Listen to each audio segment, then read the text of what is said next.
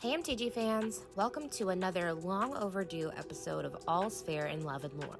This week's episode is all about Braids. Braids was a powerful and very mad dementia caster for the Cabal on the plane of Dominaria. The Cabal was an influential Black-aligned organization cult on Otaria in Dominaria, consisting of clerics, wizards, and minions that worshipped money, profit, and the Numen Kuber, later replaced by the demon Belzenlock. Real quick side quest on dementia casters. So dementia casters, also called dementia summoners, are members of the Cabal. These mages have the unique ability to summon horrors from their personal dementia space. Dementia space is the term used for the space where a dementia caster or dementus keeps the monsters and horrors they create. It contains the caster's greatest fears and all the beings they have oofed. Another notorious dementia caster was Chainer, also known as Mazura. So each person's dementia space is different from everyone else's, although they tend to have the same look or feel to it. In order to become a dementia caster or dementus, one must have total control over the monsters of the first level of their dementia space. These monsters resemble all creatures a dementus once murdered.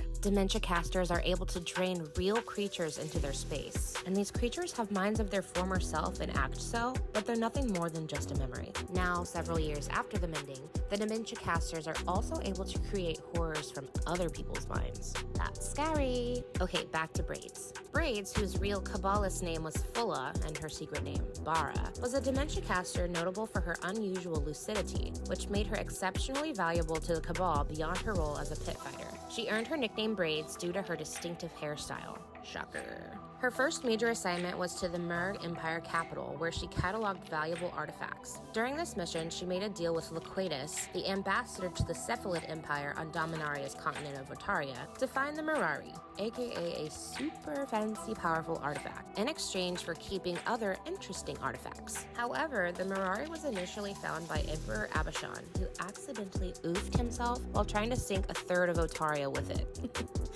Oopsies. Immune to its lure due to her dementia visions, Braids pocketed the Mirari and returned to Cabal City to give it to the First, aka the Cabal Patriarch. Upon her return, Braids was thrust into a rigged pit fight, emerging alive while her companion Skellum, an old dementia master, perished. Guided by visions of Kuber, one of the Numena worshipped as a god by the Cabal, Braids traveled to Aphedo, where she met the Patriarch and became his second in command. She relayed Loquatus's request to recover the Mirari, which had now fallen into the hands of Kamal, a human barbarian who had earned his fame and wealth through pit fighting in Cabal. Anyway, Braids was supposed to lead a team of assassins to retrieve the Mirari from Kamal, but instead she directed Cabal reinforcements to fight the Order army. During subsequent battles, Braids zombified Balthor in revenge, exposed Loquatus's treachery, and retreated with her forces. Braids then kidnapped Jessica, who was transformed into Phage, and was tasked with her care. When Kamal and the First allied against Ixidor, Braids led Cabal forces but was captured by Akroma, later escaping to rejoin the Cabal. She protected Phage and Kuber from assassination, remaining by Kuber in the Grand Colosseum.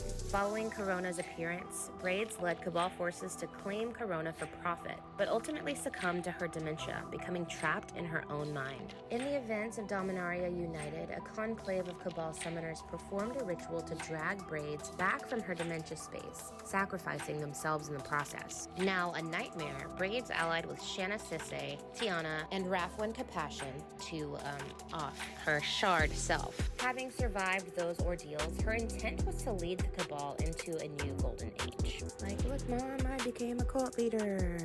So here's some fun facts about Braids. Braids was actually never meant to be a card. But when artist Eric Peterson reinterpreted a Matt Wilson sketch for what was supposed to be a Diabolic Tutor, the card was so impressive and powerful that Continuity and Research and Design decided to make Braids her own card. Her ability was taken from another card that wasn't used in the set Tempest. In the Planar Chaos set, the card Braids, Conjurer, Adept depicts an alternate version of Braids where she became a magical researcher instead of joining the Cabal.